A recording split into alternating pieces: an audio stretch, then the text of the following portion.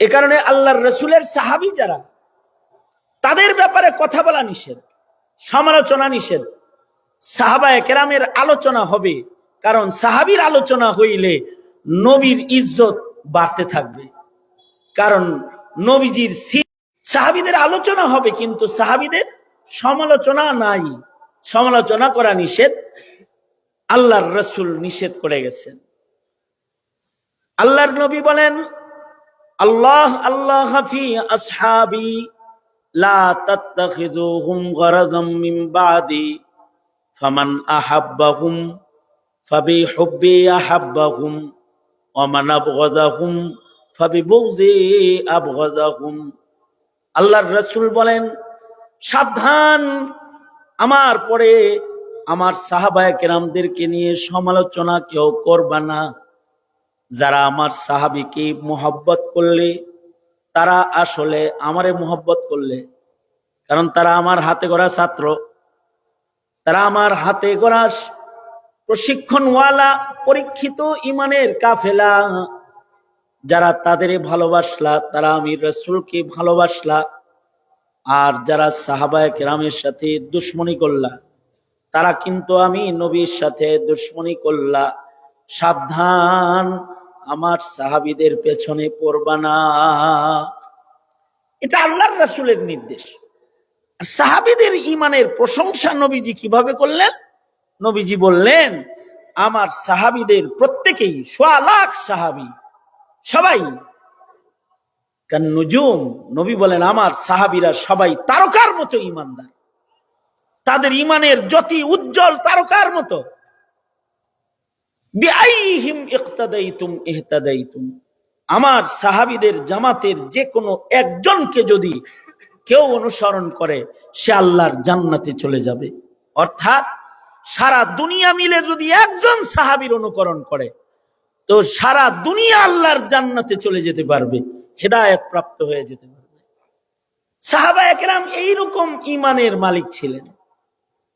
এ কারণে আমাদের বুজুর্গরা বলতেন, সাহাবায়ে কেরামকে নবীজির পাশে মানায় যেমন তারকাগুলোকে চাঁদের পাশে মানায়।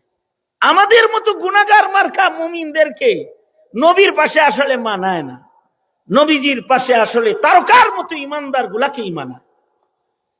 हम फख्र से कहते हैं हमारे है सहाबा, वल्लाह हमें जन से प्यारे है सहाबा।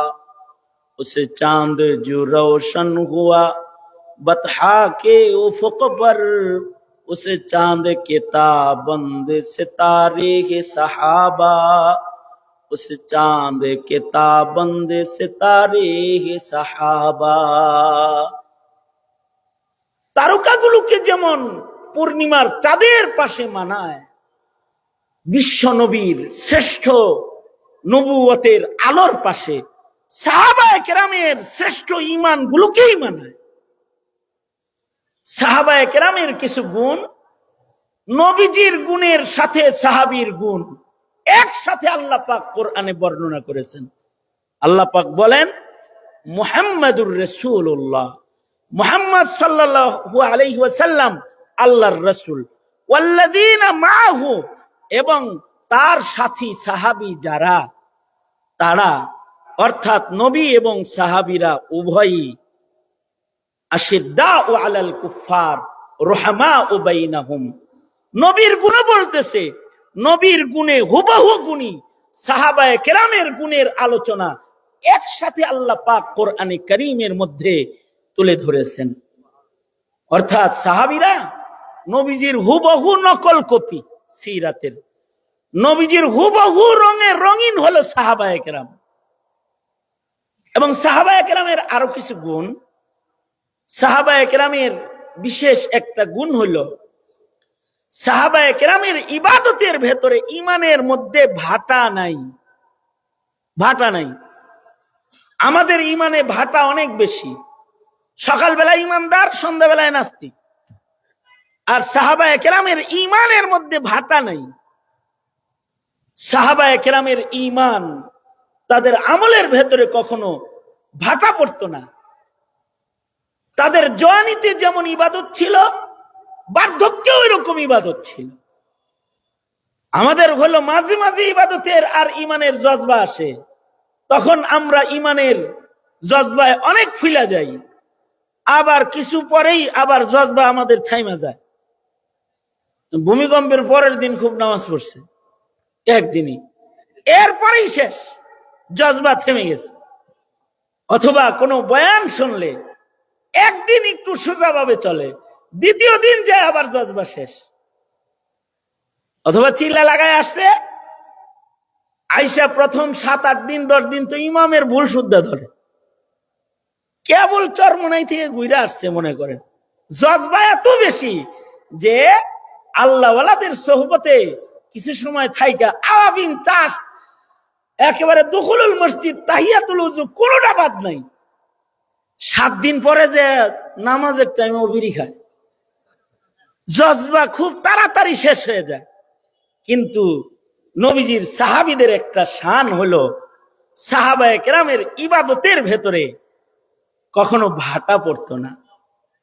সাহাবায়ে কেরামের ইবাদতের জজবা একেবারে মওত পর্যন্ত একরকম থাকতো, ছিল যে শেষ নিঃশ্বাস পর্যন্ত তারা ইবাদতের আর ইমানের জজবাওয়ালা সফল মুমিন হিসেবে তারা মৃত্যু পর্যন্ত পৌঁছে গেছেন একেবারে। এটা সাহাবায়ে কেরামের একটা গুণ। সাহাবায়ে কেরামের প্রশংসা কেন হবে না? সাহাবায়ে কেরাম তো আল্লাহ পাকের এই রকম মনোনীত এক কাফেলার নাম, যাদেরকে আল্লাহ তাআলা যাদের স্বপ্নকেও দামি বানাইছেন। তাদের খালি ইবাদত দামি তা না, সাহাবীদের ইবাদতের আলোচনা কোরআনে আছে, সাহাবায়ে কেরামের জিকিরের আলোচনা, সাহাবায়ে কেরামের তিলাওয়াতের আলোচনা, সাহাবায়ে কেরামের মুআমালাতের আলোচনা, সাহাবায়ে কেরামের মানুষের সাথে খেদমতের আলোচনা, না খায়া খাওয়াইছে এ আলোচনা, সব আলোচনা আল্লাহ পাক কোরআনের মধ্যে বিদ্যমান করে দিয়েছেন। সাহাবায়ে কেরামের শুধু ইবাদতের আলোচনাই কোরআনে আছে তা না, সাহাবায়ে কেরামের ঘুমকেও যে অনেক দামি ঘুম, এইটাও আল্লাহ তাআলা জাতির কাছে জানান দিয়ে দিয়েছেন। ইসলামের পয়লা যুগে এক সময় নামাজের জামাতের নির্ধারিত সময় নির্ধারিত ছিল না। সবাই আস্তে আস্তে আইতো, নবীজি মিম্বরে বসে থাকতো, সবাই আসলে তারপরে নামাজ হইতো, নবীজি জামাতে দাঁড়াইতেন। এক সময় নবীজির ইন্তেজার আর সাহাবায়ে কেরামের ঢিলা ঢালা আগমন, এটাকে উভয়টাকে বন্ধ করার জন্য মশওয়ারা হলো যে নির্ধারিত সময়ে সকলকে নামাজে কিভাবে ডাকা যায়। সব মিলা সলা পরামর্শ বসলো, সাহাবীদের নিয়ে নবীজি পরামর্শে বসছেন। তো কেউ কেউ পরামর্শ দিল, নবীজি যখন নামাজের ওয়াক্ত হবে তো মসজিদে নববীর সামনে একটা ঘন্টি লাগানো থাকবে, এই ঘন্টি বাজানো হবে, ঘন্টির আওয়াজ শুনে সবাই মসজিদে জামাতে চলে আসবে। আল্লাহর রাসূল বললেন, না, ঘন্টি বাজানো এটা মুশরিকদের শিআর। পূজার ভেতরে ঘন্টি বাজায়, মুশরিকরা ঘন্টি বাজায়, এটা মুসলমান বাজাইতে পারে না। অন্য কোনো কিছু বলো। কেউ পরামর্শ দিল, আল্লাহর নবী নামাজের জামাতের সময় হলে পড়ে মসজিদের নববীর পাশে আগুন ধরায় দেওয়া হবে, আগুনের ধোঁয়া আকাশে উড়বে, আকাশে ধোঁয়া দেখলে সবাই বুঝবে এখন জামাত কায়েম হবে। চতুর্দিক থেকে মহল্লার মানুষ আকাশের ধোঁয়া দেখে দৌড়ে মসজিদে চলে আসবে। আল্লাহর রাসূল বললেন, না, ধোঁয়া জ্বালায়া মাজুসিরা পূজার কার্য শিরিক সম্পাদন করে আগুন জ্বালায়া, আর এ আগুন জ্বালায়া ধোঁয়া দিয়া আমরা নামাজে আহ্বান করতে পারি না। মুশরিকদের সাথে মুসলমানের কাজের মিল হতে পারে না। ওরা আগুন জ্বালায়া পূজা করে, আমরা আগুন জ্বালায়া নামাজ পড়বো, হয় না। এছাড়াও মুশরিক যত আছে এর ভেতরে অগ্নি পূজকদের চাইতে বদতরিন মুশরিক আর হয় না।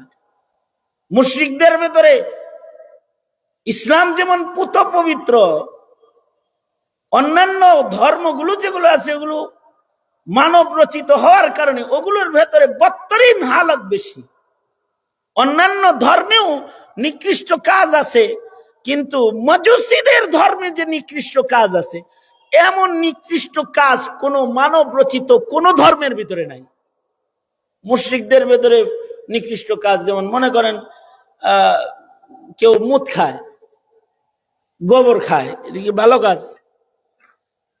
কিন্তু এর চাইতে অনেক জঘন্য নিকৃষ্ট কাজ হইল মাজুসি অগ্নি পূজক রাজা করে। অগ্নি পূজকদের নিকৃষ্ট কর্মকাণ্ডের ভেতরে একটা কাজ এটাও যে অগ্নি পূজকরা ওই নিকৃষ্ট সম্প্রদায় যারা মা আর সন্তানের মাঝখানে বিবাহ স্থাপন করে। নাউজুবিল্লাহ, আরো আস্তে করে কর নাউজুবিল্লাহ। ওই মাইকলা আওয়াজ ঠিক করবে না, আওয়াজ ঠিক করো। আমি তোমার মাইকের আওয়াজ আমি নিজে বুঝি না। এই তুই এই মাইকলা, ও মোবাইল টিপতেছে বয়ে বয়ে। তুই মোবাইল টিপতেছিস কেন বয়ে বয়ে? তোর আওয়াজ আমি নিজে বুঝি না, আমি মাইকের আওয়াজ বুঝি না।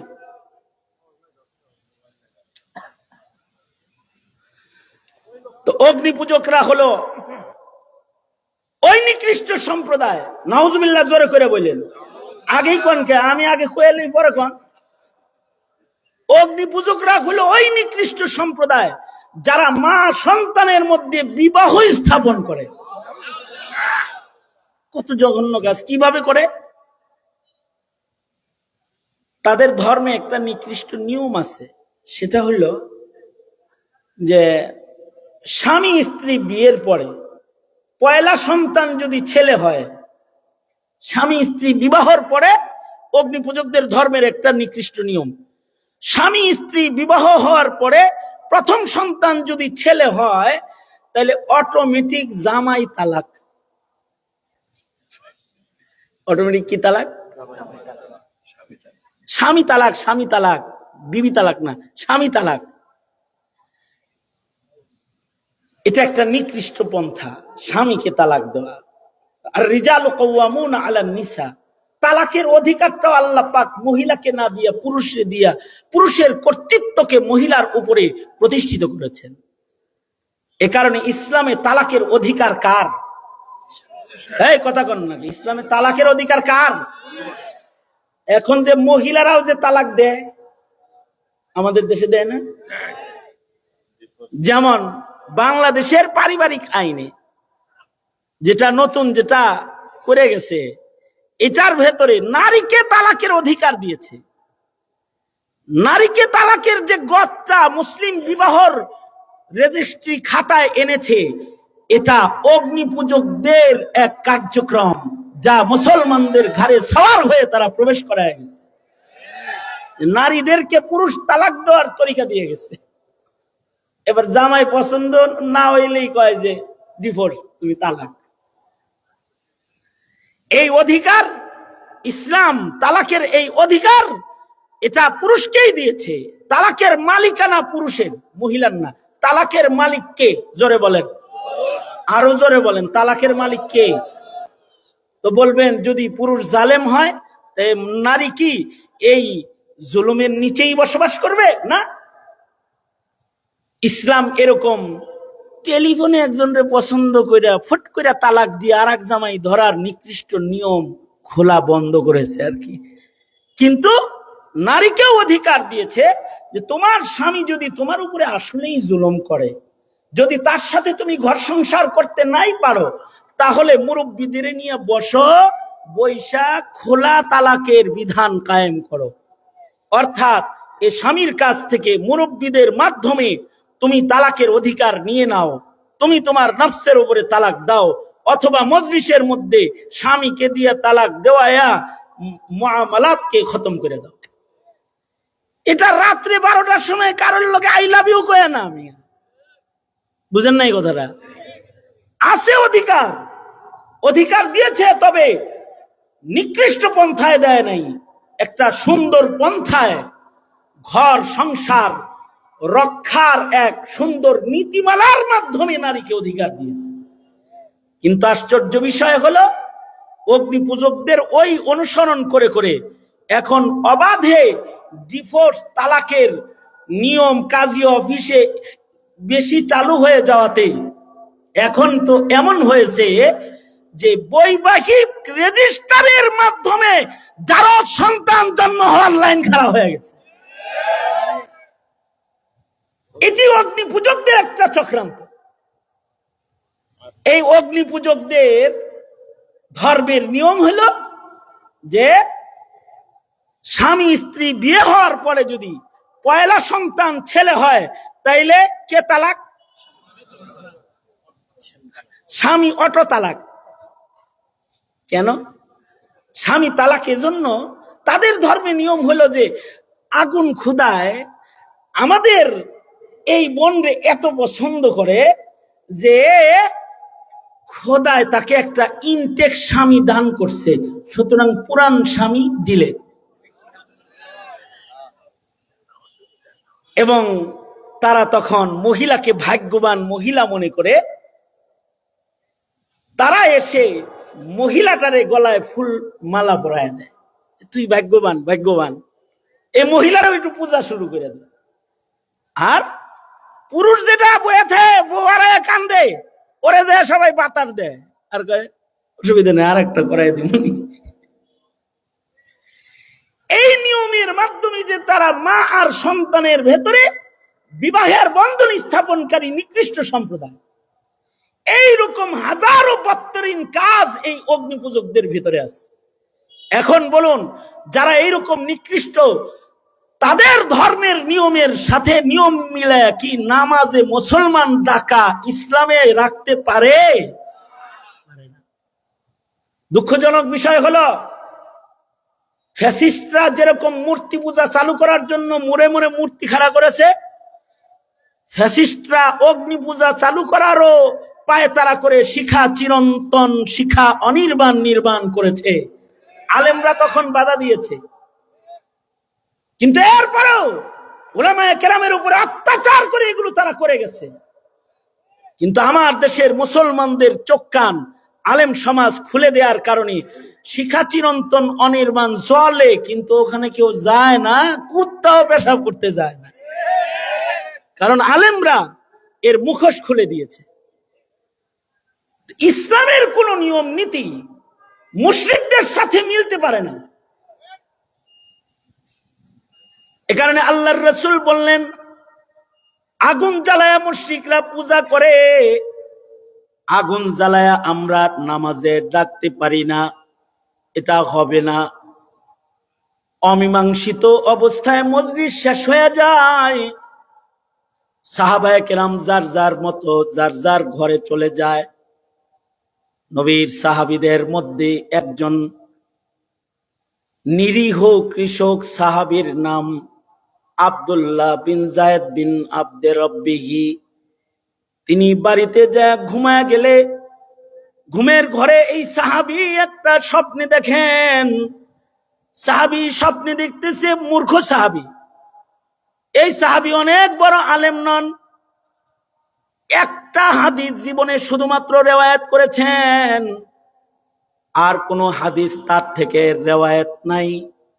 তিনি বাড়িতে যায় ঘুমায় পড়েছেন, ঘুমের ঘরে স্বপ্নে দেখেন উনি কোন দিকে যেন যাচ্ছেন, আর এক ধবলার সাথে ওনার মোলাকাত হয়ে গেছে। উনি বললেন, তোমার এই ধবটা, এই ছোট ঢোলটা, এটা আমার কাছে বিক্রি করো। কেন, কি করবে? এটার দ্বারায় আমরা নামাজে ডাকবো, মুসলমানরা নামাজে একত্রিত হব, এটা বাজায় বাজায়া। স্বপ্নের মধ্যে ধবলা বলে, কেন ধপ বাজায়া মানুষের নামাজে ডাকবা? আমি তোমাকে এমন কিছু সুন্দর সুন্দর কালিমাত শিখায়া দেই, যে কালিমাত গুলো দিয়া নামাজে মানুষদেরকে আহ্বান করবে। ঠিক আছে, শিখায়া দেন। স্বপ্নের মধ্যে ধবলা আব্দুল্লাহ বিন যায়েদ বিন আব্দে রব্বিহিকে আজান শিখায়া দিল। বলল, একজন উঁচা জায়গায় দাঁড়ায়া আজান দিবা, আল্লাহু আকবার আল্লাহু আকবার 4 বার, আশহাদু আল্লা ইলাহা ইল্লাল্লাহ 2 বার, আশহাদু আন্না মুহাম্মাদার রাসূলুল্লাহ 2 বার, হাইয়া আলাস সালাহ 2 বার, হাইয়া আলাল ফালাহ 2 বার, আল্লাহু আকবার, আল্লাহু আকবার, লা ইলাহা ইল্লাল্লাহ উঁচু করে আওয়াজ করে মানুষদেরকে এভাবে নামাজে ডাকবে। সাহাবীর ঘুম ভেঙে যায়। আব্দুল্লাহ বিন যায়েদ বিন আব্দে রাব্বিহি সাহাবী রাসূলের দরবারে যায়, বলে, ওগো আল্লাহর নবী, স্বপ্নে দেখলাম একজন ধবলায় আমাকে নামাজে ডাকার জন্য আজান কিছু কালিমাত শিক্ষা দিল। নবীজির কাছে সাহাবী নিজের স্বপ্ন বর্ণনা করলেন। আল্লাহর রাসূল এই সাহাবীর স্বপ্ন যখন শুনতেছেন, পাশেই হযরত উমর এই একই স্বপ্ন বারবার দেখেছেন। তিনি চুপ করে বসে আছেন। অর্থাৎ আল্লাহ তাআলা উমরের মতো আলেম সাহাবীর মুখে তালা লাগায়া খেজুর বাগানের রাখাল সাহাবীর মূল্য কিয়ামত পর্যন্ত আনেওয়ালা উম্মতে মুসলিমার কাছে আল্লাহ তাআলা পেশ করলেন। রাসূলকে আজানটা শোনানোর পরেই আল্লাহর রাসূল বলে, সাহাবী, তুমি সাধারণ কোন স্বপ্ন দেখো নাই। রুইয়াতুকা সাদিকান রুইয়াতুকা সালিহান, তুমি একটা সত্য স্বপ্ন দেখেছো। স্বপ্নে যে ধবলাকে দেখেছো, এটা কোনো ধবলা নয়, এটা আল্লাহর প্রেরিত দূত, ফেরেশতা। স্বপ্নযোগে আল্লামাকা তাজিন, তোমাকে ফেরেশতা আজান শেখায়া গেছে। আজ থেকে কিয়ামত পর্যন্ত আমার উম্মতের নামাজীদেরকে এই শব্দের মাধ্যমে মসজিদে ডাকা হবে। এটা একটা সত্য স্বপ্ন। একটা মূর্খ সাহাবী, একটা রাখাল সাহাবী, একটা খেজুর বাগানের কর্মী সাহাবী, তিনি স্বপ্নে দেখলেন, আর তার স্বপ্নটা আজান হয়ে গেল। নবীজি বললেন, আমাদের মধ্যে বেলালের গলার আওয়াজ সবচেয়ে উঁচু, বেলালকে ডাকো। তো বেলালকে ডাকা হলো। হযরত বেলাল আসলেন। নবীজি বললেন যে কানে উঙ্গুলি দিয়ে জোরে করে আজান দাও। হযরত বেলাল জোরে আজান দিলে সুদূর মাকামে রাউহা পর্যন্ত হযরত বেলালের আজানের আওয়াজ যাইতো 38 মাইল। আল্লাহু আকবার জোরে করে বলেন। এত দূরে চলে যাইতো হযরত বেলালের আজানের আওয়াজ। হযরত বেলাল আজান দিতেন আর চতুর্দিক থেকে মানুষ মসজিদে একত্রিত হয়ে যেত। আল্লাহর রাসূল বললেন, আমার সাহাবীর কত দাম জানো? এই আজান খালি নামাজে না, আমার উম্মতের কোন নতুন সদস্য জন্মগ্রহণ করার সাথে সাথে তার ডান কানে আজান দিবা, বাম কানে ইকামত দিবা। ও অবুঝ অবস্থায় ওর কানে, ওর কলবের ভেতরে আমার সাহাবীর স্বপ্নে আসা আওয়াজগুলোই পৌঁছবে, যেন তার ঈমানটা সাহাবীর ঈমানের মতো ঈমান হয়। যারা এই আজান মুয়াজ্জিন হয়ে দিবে, ময়দানে মাহশারে তাদের গর্দান উঁচা উঁচা দেখা যাবে। সাহাবীরা বলে, আল্লাহর নবী, সবাই তো আর বেলাল না, আমগর ঘরের কি অবস্থা হইব? নবীজি বলে, মুয়াজ্জিন যখন আজান দিবে, সবাই মিলে নারী পুরুষ যারা আমার সাহাবীর স্বপ্নের শব্দগুলো মুখে আজানের জব হিসেবে বলবে। সুবহানাল্লাহ। আরো আস্তে করে বলেন, আরো আস্তে করে বলেন, আরেকটু আস্তে করে বলেন, আরো আস্তে করে বলেন। মানে কেউ যদি সাহাবীর মুখের শব্দগুলো আজানের জবাব হিসাবেও বলে, তার গর্দান উঁচু উঁচু হবে।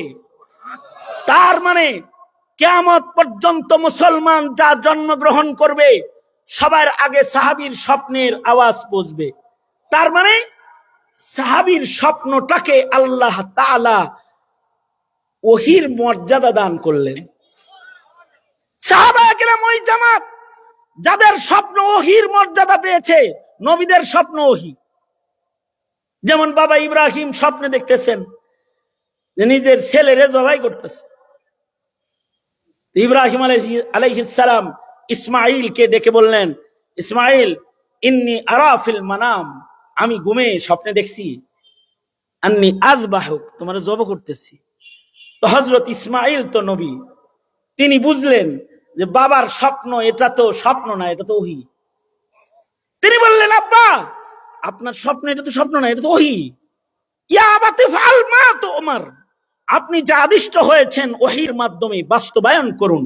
সাতাজিদুনি ইনশাআল্লাহু মিনাস সাবিরিন, তার মানে নবীর স্বপ্ন ওহী, নবীদের স্বপ্ন ওহী। আর নবীদের পরে একমাত্র জামাত হলো সাহাবায়ে কেরাম, যাদের স্বপ্নকে আল্লাহ ওহীর মর্যাদা দান করেছেন। তার মানে সাহাবীরে দিয়া স্বপ্ন দেখায়া, সাহাবীর স্বপ্ন নবী দিয়া তাসদিক করায়া, সত্যায়ন করায়া, সাহাবীর স্বপ্নকেই কিয়ামত পর্যন্ত শরীয়তের বিধান বানায়েছেন আল্লাহ রাব্বুল আলামিন। সুতরাং যারা সাহাবী সমালোচক, সাবধান হয়ে কথা বইল, সাবধান হয়ে কথা বইল। সাহাবায়ে কেরামের সমালোচনা নাই। সাহাবায়ে কেরাম হলো ওই জামাত যাদের ঈমান আল্লাহর কাছে মঞ্জুর, যারা হকের বেলায় সবচেয়ে বেশি মজবুত উপমা। আল্লাহ তাআলা বলেন, মুহাম্মাদুর রাসূলুল্লাহ ওয়াল্লাযীনা মাআহু আশিদ্দাউ আলাল কুফফার রুহামাউ বাইনাহুম তারাহুম রুকআন সুজদাই ইয়াবতাগুনা ফাযলাম মিনাল্লাহি ওয়া রিদওয়ানা সীমাহুম ফি ওয়ুজুহিহিম মিন আসারিস সুজুদ। সাহাবীদের প্রশংসা করে আল্লাহ বলেন, আমার নবীর সাহাবীরা, তাদের গুণ হলো তারা আশিদ্দাউ আলাল কুফফার। কোন সাহাবীর বাতিলের সাথে কোনো প্রেম ছিল না। সাহাবীরা আশিদ্দাউ আলাল কুফফার। আমাগর প্রেম তো হিন্দুর লগেও জমে, মুদির লগেও জমছে, ওই যে এক দলের প্রেম। কারোর প্রেম আমেরিকার লগে জমে, ডক্টর ইউনূস সাহেব, ওনার আমেরিকার লগে প্রেম জমে, কারোর মুদির লগে প্রেম জমে। সাহাবীর কোন কাফেরের লগে প্রেম নাই, কাফেরের লগে প্রেম নাই। সাহাবীর প্রেম আল্লাহর লগে, আল্লাহর নবীর লগে। কাফেরদেরকে খুশি করার জন্য সাহাবী কিছু করে না। সাহাবী জীবনে যা করে সব কাকে খুশি করার জন্য করে? জোরে বলেন। আল্লাহকে খুশি করার জন্য করে, রাসূলকে খুশি করার জন্য করে। আমরা 17 কোটি মিলা শরীয়তের রক্ষণাবেক্ষণ করতে ব্যর্থ, কারণ আমরা আশিদ্দাউ আলাল কুফফার না। আমরা আশিদ্দাউ আলাল কুফফারের গুণে গুণী না। সাহাবীরা যদি থাকতো তাইলে তারা বাতিলের সাথে শক্ত এরকমই থাকতো যেমনটি তারা ছিলেন। আমরা পারি না।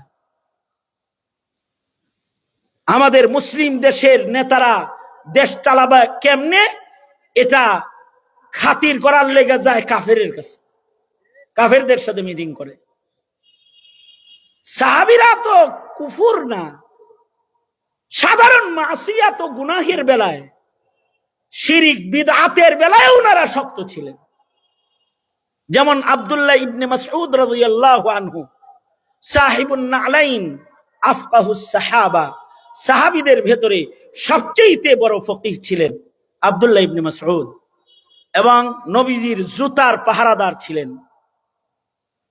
আব্দুল্লাহ ইবনে মাসউদ রাদিয়াল্লাহু আনহুর ফিকহ, হানাফি ফিকহ, ইমামে আজম আবু হানিফা রাহমাতুল্লাহ আলাইহি ইবনে মাসউদের ফিকহটাকেই হানাফি ফিকহ হিসেবে জাতির কাছে পেশ করছেন। এই আব্দুল্লাহ ইবনে মাসউদ রাদিয়াল্লাহু আনহু তিনি একবার মসজিদে নববীতে ঢুকছেন। মসজিদে নববীতে ঢুকার পরে উনি যায় দেখে যে মসজিদে নববীতে একদল ইশরাকের নামাজ জামাতের সাথে পড়তেছে। সালাতুল ইশরাক, যেটা সূর্য ওঠার পরের নামাজ, এটা জামাতে পড়তেছে। তো উনি যায় বললেন, কিরে তোরা কি করস? ওই জামাতে নামাজ পড়ি।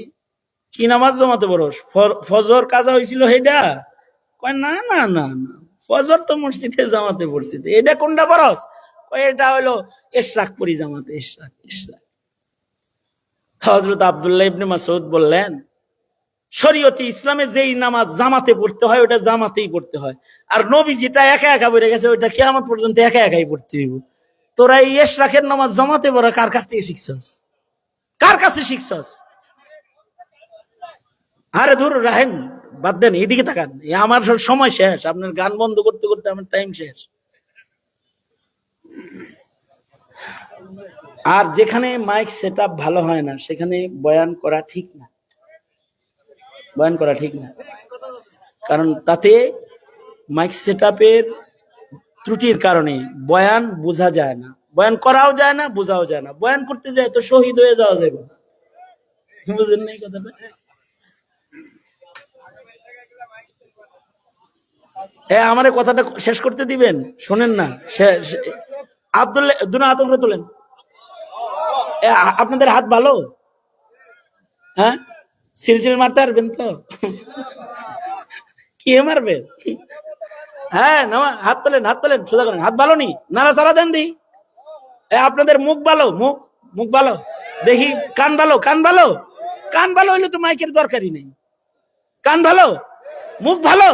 মুখ যে ভালো বুঝান তো, বলেন আল্লাহু আকবার, জোরে বলেন সুবহানাল্লাহ, আলহামদুলিল্লাহ, লা ইলাহা ইল্লাল্লাহ, আল্লাহু আকবার, নারে তাকবীর, আরো জোরে, আরো জোরে। হ্যাঁ, হাত নামান। এইবার এইদিকে থাকেন, এই শেষ কথাটা খালি শোনেন। সেটা হইলো আব্দুল্লাহ ইবনে মাসউদ যা বললেন, জামাতে নামাজ পড়ছ কে রে? কই ইশরাক। ইশরাক জামাতে পড়ছ কে? কই ফজিলতের লিগা। চিন্তা করেন, ফজিলতের লিগা ইশরাকের নামাজ জামাতে পড়তেছে। মনে করছে ওই যে ফরজ নামাজ জামাতে পড়লে যেন 27 গুণ বেশি, এটাও বুঝি 27 গুণ বেশি। আল্লাহু আকবার, দাঁড়াই গেছে। আব্দুল্লাহ ইবনে মাসউদ আশিদ্দাউ আলাল কুফার, তিনি যা বললেন, এই যেই জামা নবীর যুগে গাই দিছি ওই জামা এখনো গাই দিই, দর্জি পাল্টাই নেই, লাম তুখলাক, ছিঁড়ে নাই, জামা পুরান হয় নাই। যেই বর্তনে নবীর যুগে খানা খাইছি ওই বর্তনে এখনো খানা খাই, লাম তুকসার, আমার বর্তন বাড়িটা এখনো ভাঙে নাই। নবীর সামনে নবীর যুগে যেই বর্তনে খানা খাইছি সেটা ঘরে এখনো আছে। জামা ছিঁড়ে নাই, প্লেট ভাঙে নাই, আর তুই শরীয়ত ছিঁড়বার আইছস। পাথর দেখছ সাথে? এ পাথর মাইরা মদিনার বাইরে পাঠায়া দেব। যা, জীবনে কোনোদিন বেদাত করবি না। আমি ইবনে মাসউদ বাঁচা থাকতে নবীর সুন্নতের খেলাফ কিছু করবি তো কঙ্কর মেরে মেরে রাসূলের মদিনা থেকে বের করে দেব। হুঙ্কার দিলেন। ওই ঈমান, ওই ঈমান, ওই ঈমান যদি আমাগর থাকতো তাইলে আমরা বলতাম, এক হাসিনা খালি না, যারা যারা ইসলামের বিরোধিতা করবি, যারা যারা বাউলদের পক্ষ অবলম্বন করবি, যারা যারা কাদিয়ানির পক্ষে অবলম্বন করবি, পাথর মেরে স্বাধীন বাংলার বাইরে পাঠিয়ে দেব। যদি আমরা আশিদ্দা ও আলাল কুফার হতাম তাহলে আমাদের ঈমান হইতো ওই ঈমান। কিন্তু আমাদের তো ঈমান নাই। আমরা रहमान भी राजी रहे, शैतान भी नाराज ना हो। আমাদের জন্য আল্লাহ খুশি থাকে আর শয়তানও যেন নারাজ না হয়। এই ইমানদারি না, এই একটা ইমানদারি গ্রহণ করেন। মনে রাখবেন, বাতিলের সাথে আপোষ করে কোনো লাভ নাই। হক হক, বাতিল বাতিল, হালাল বাইয়িন, হারাম বাইয়িন, গুমরাহ সুস্পষ্ট, হুদাও সুস্পষ্ট, সিরাতে মুস্তাকিম সুস্পষ্ট, আর সিরাতে ইন্ডিয়া, সিরাতে আমেরিকাও সুস্পষ্ট। ঠিক কিনা? জোরে আওয়াজ করে বলেন। সুতরাং আশিদ্দা ও আলাল কুফারের উপরে থাকতে হবে। কারণ তন্ত্র মন্ত্র অনেক দেখেছি, আর নরম হওয়ার সুযোগ নাই। তন্ত্র মন্ত্রের দিন শেষ। এবার কোরআন সুন্নাহর খেলাফতের বাংলাদেশ গড়তে শক্ত ভূমিকায় অবতীর্ণ হতে রাজি আছেন তো? ইনশাআল্লাহ রাজি তো? বাস, এটা নবীজির আখলাক, এটা নবীজির সিরাত, এটা সাহাবায়ে কেরামের সিরাত, এইটাই আহলুস সুন্নাতি ওয়াল জামার আদর্শ। আল্লাহ আমাদের তৌফিক দান করেন, আমিন সুম্মা আমিন। ওয়া আখিরু দাওয়ানা আনিল হামদুলিল্লাহি রাব্বিল আলামিন। আমার আলোচনার ইতির মাধ্যমেই মাহফিলের ইতি নয়, সুযোগ্য কারি সাহেবানরা কোরআন তেলাওয়াত করবে।